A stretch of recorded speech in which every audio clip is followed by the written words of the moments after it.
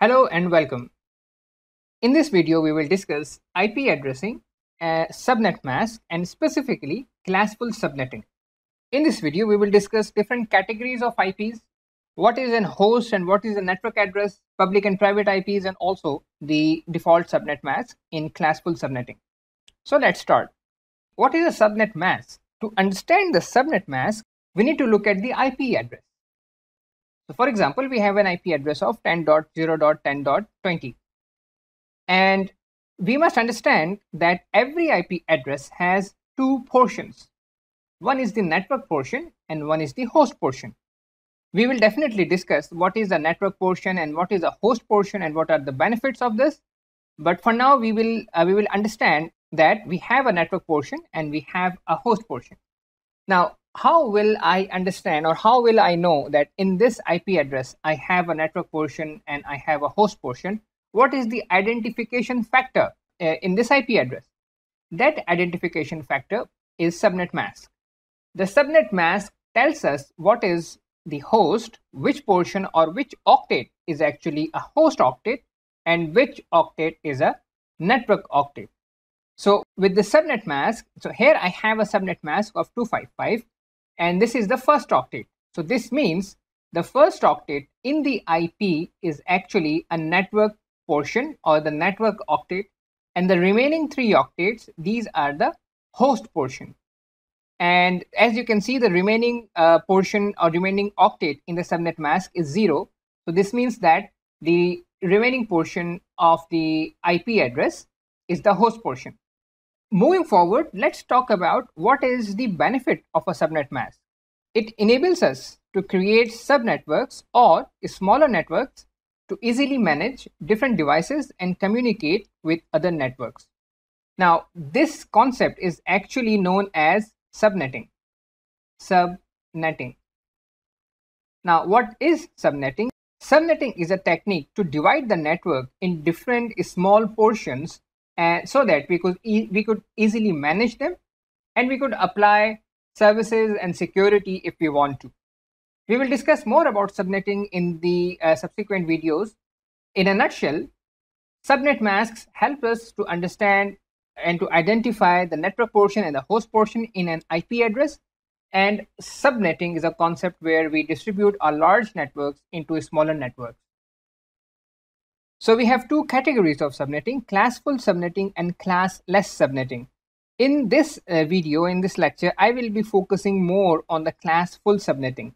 Classful subnetting is not in use these days, but I would like to touch this subject and I would like to discuss this subject because this will help us to understand the classless subnetting. Now, the classful subnetting is not in use since 1993. It's a good starting point to understand how subnetting works, and classless subnetting is now used and accepted as in standard. Okay, if you look at this chart, and let's start from the first column. So as you can see, we have different address classes: class A, class B, and class C. We also have class D and class E, which I will not touch in detail because we don't use them. We actually use the first three classes. And how we can identify the class, what is the identification? The identification of a class is actually depends on the default subnet mask.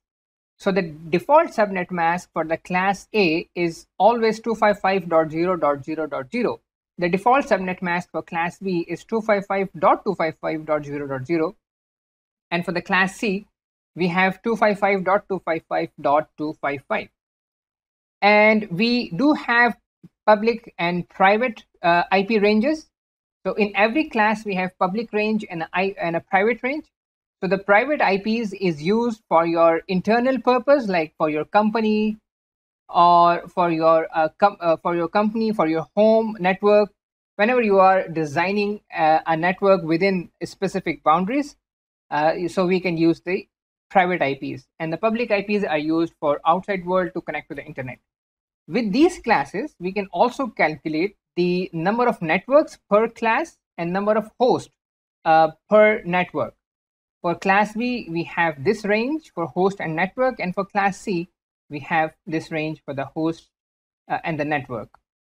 Class D is used for multicasting and the Class A is used for experimental purposes. We also have a special IP which is 127.0.0.1, which is reserved for loopback addresses. What are the loopback addresses, and what are the multicast and unicast, and all these things we will discuss in subsequent videos. For now, I will focus more on the Class A, B, and C. Now, let me show you an example to help you understand.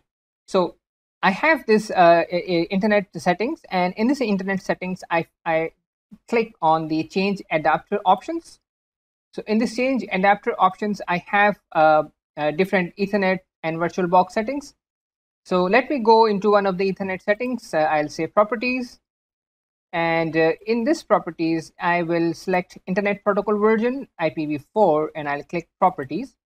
Now, what I want to show here is the system already knows about the classes if we give them specific IPs. For example, I'll click on the use following IP, and if I write here only 10, so if I write here 10, and if I click tab, now you can see it is showing me the default subnet mask, which is 255.0.0.0. Now this means that the system already knows that the 10 IP has a default subnet mask of 255. Now if I write 172 here, and if I hit tab, so as you can see, we have a default subnet mask of 255.255, because the system already knows that if an IP address starts from 172, the default subnet mask is 255. Now let's check for the third IP address, which starts from 192. If I write 192 and if I hit tab, so as you can see, we have 255.255.255. So this information is already fed in to the system, and the system knows that, okay, if I have a 192 address, this means it's a class C address, and the subnet mask will be this one. The purpose of this is to show you that the class full addressing is already known by the system, and the system can identify which IP address belongs to which class. Now, to understand the different classes, we have to understand how it is arranged in a binary system in bits. In classful IPs, where we have different classes, there are some bits which are fixed, and those bits actually identify the class of that IP. For example, for class A, the last bit of the class A will always be 0, and then the bit from bit number 2 to bit number 8, this will identify the network. So let's take an example. We have a class A IP which starts from 1 and it goes up to 127. So this means this last bit will always be 0, and then it can go up to 127. So if we say the first bit, if we try to convert the first octet, so this means all bit is 0 except this 1. Now this is the first octet, which is this one, right? And if we want to convert the 127, so this means we will have to turn all the bits on. We will have to turn all the bits on, but the last bit will remain 0 because it is fixed. It is fixed by standard. So as we can see here, the last bit will remain fixed, and the remaining 7 bits will identify the network portion. Now for the class B, the first 2 bits will always, the last two bits will always be 1 and 0, right? And remaining bits, which from number 3 to number 16, will be used to identify the network.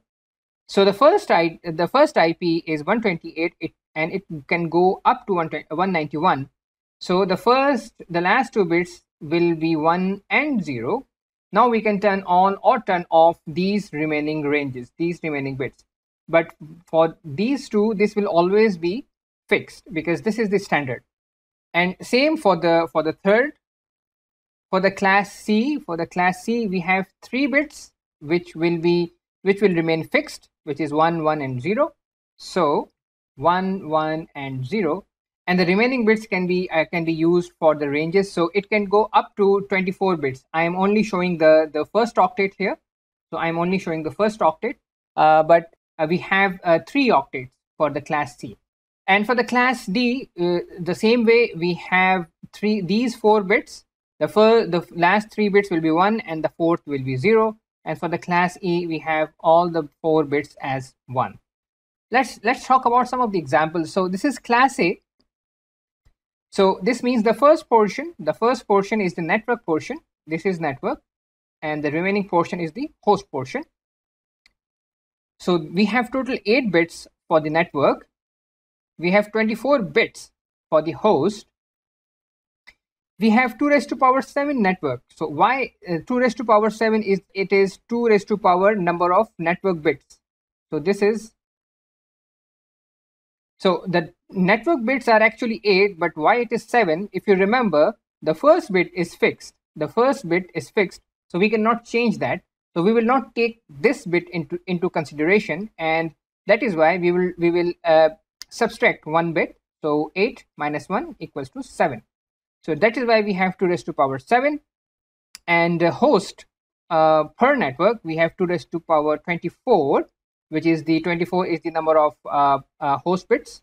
And the minus 2 is the first IP we are subtracting is the network IP or network address, and the second is the broadcast.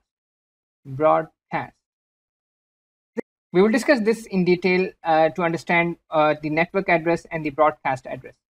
For the class B, we have 128 address, and we have, so this means we have 2 portions here. This is network portion and this is host portion. So total we have 16 bits for network, we have 16 bits for host, we have 12 bits for network. To calculate total number of network, we are taking 12 into consideration, because we already know that the first 2 bits are reserved, and that is why we are not taking this into consideration. So 16 minus 2 is equals to 14. Total host per network we can have is 2 raised to power 16 minus 2. And for the class C, that's easy. We have this portion. This is network. This is host. Network bits 24. Host bits are 8. Total network 21. Why 21? Because we will subtract the first 3 bits. So it's 24 minus 3 is equals to 21. And the host per network is 2 raised to power 8 minus 2. Now let's try to calculate some of the important values. If we are given an IP and if we know the class, we can calculate the network address, the first host, the last host, and the broadcast address. Now this information is important because when we are creating smaller networks, we have to identify those networks. So every small network we create, that will have a network address to reach to that network, and this network address is actually an IP. It's actually an IP. And we also need to have a broadcast address. That is also an IP. So we will calculate these values now. So let's take an example of 10.75.202.21. And from this IP, we can understand that this is a class A address. And this means that it is 255.0.0.0. So the host portion, the network portion is the first one, which is 10. And the host portion is, now what is the network address? To calculate the network address, let's take help from here. We will set all the host bits to 0. Setting all the host bits to 0. So this means 10.0.0.0. Now the first host address is 1 higher than the network address. So we have this network address already, and we will just turn the first bit to 1. So it will be 0.0.1. And last host address.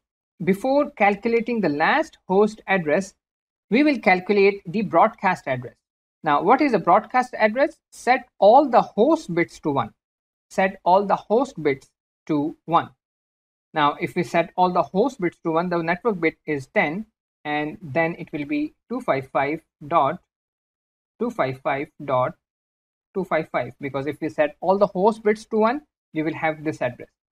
and the last host address is one lower than the broadcast address. So the one lower is 10.255.255.254. Now we have calculated all these four values, and this is how we can know that what is the network address.